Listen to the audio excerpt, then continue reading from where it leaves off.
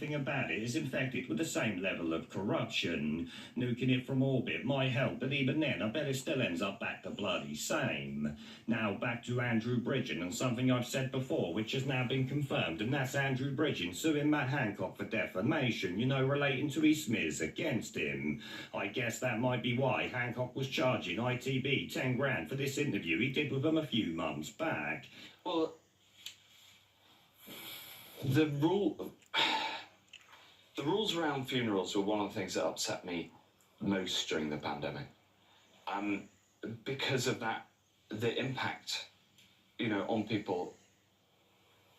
And I really get that. And we, the way. He had an excuse, didn't he?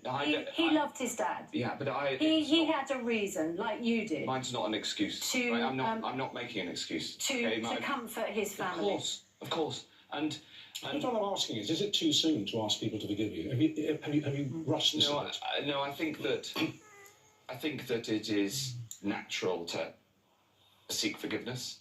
And in fact, I have to wonder, how much did he get paid for sitting there laughing on TV like this? Yeah, you're quite emotional about that.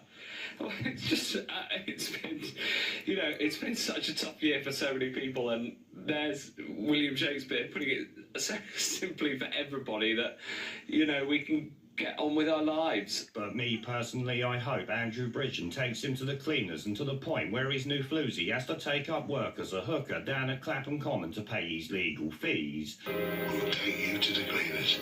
Actually, he might have to offer his backside out in Brighton, as I'm sure her divorce is going to cost her money, because she was married also, last I heard. Hey, wear your favourite dress, because when you're done, I'm putting you on the street where you belong, Kim.